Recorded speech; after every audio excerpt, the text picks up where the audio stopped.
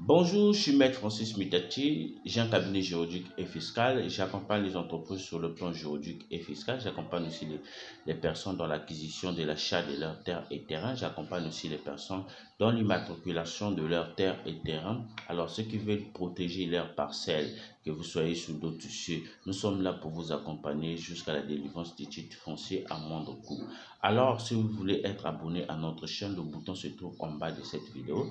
Alors, je vous dis, dans cette vidéo, nous allons voir les procédures à suivre pour effectuer un achat ou vendre un terrain sans qu'il y ait un problème juridique. Alors, la première partie, nous allons d'abord voir pour l'achat et la deuxième partie, nous allons voir pour vendre. Pour l'achat, c'est-à-dire que la première partie consiste à déterminer vos besoins. Quelle est la taille du terrain dont vous avez besoin? Où voulez-vous acheter? Quel est votre budget? Parce que pour acheter un terrain, vous devez poser ces questions-là. Quelle est la taille du terrain que vous avez? Par exemple, vous avez par exemple besoin d'un terrain qui a une superficie de 300 mètres carrés ou 500 mètres carrés. Ça doit être des objectifs dans votre tête. C'est-à-dire, ce sont des questions que vous devez poser parce que c'est très important.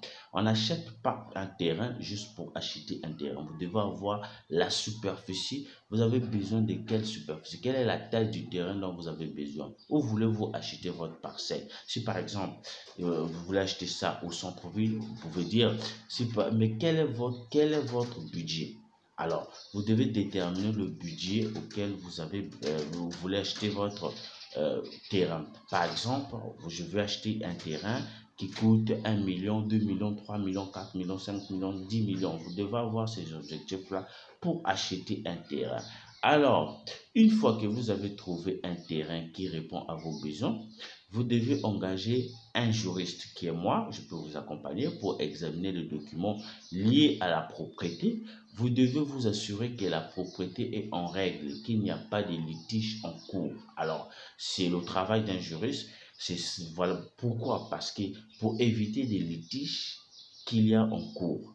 Alors ensuite, vous devez négocier le prix avec le vendeur. Si vous parvenez à un accord, vous devez signer un contrat de vente avec le vendeur. Alors, je peux vous rédiger le contrat de vente avec votre vendeur. Et enfin, vous devez payer le prix d'achat et enregistrer la propriété auprès des autorités compétentes. Vous devez enregistrer votre propriété, c'est-à-dire que vous devez enregistrer votre propriété. Vous devez, par exemple, avoir le titre foncier. Je suis là pour vous accompagner jusqu'à la délivrance du titre foncier à moins de coût. Alors, vous pouvez me contacter. Mes contacts sont affichés. Alors, la deuxième partie, nous allons voir pour la vente d'un terrain. La première étape consiste à déterminer le prix de vente. Vous pouvez engager un évaluateur immobilier pour vous aider à déterminer la valeur marchande de votre terrain. Et ensuite, vous devez engager un juriste qui est moi pour examiner les documents liés à la propriété parce qu'on ne vend pas une parcelle juste pour vendre. On doit apporter tous les documents liés à cette propriété. Vous devez vous assurer que la propriété est en règle, qu'il n'y a pas de litige en cours. Alors, moi, je peux faire votre boulot, le juriste peut faire ce boulot-là pour vous accompagner à bon port. Et ensuite, vous devez trouver un acheteur potentiel. Vous pouvez utiliser des sites web, des annonces dans les journaux ou des annonces immobilières pour trouver des acheteurs potentiels. Une fois que vous avez trouvé un acheteur potentiel, vous pouvez négocier le prix avec lui. Si vous parvenez à un accord, vous devez signer un contrat de vente avec l'acheteur. Alors, le juriste peut faire, moi je peux vous rédiger un contrat de vente en toute légalité. Et enfin, vous devez recevoir le paiement et transférer la propriété au nom de l'acheteur auprès des autorités compétentes.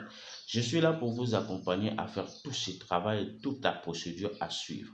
Alors voilà donc les procédures à suivre pour acheter ou vendre un terrain.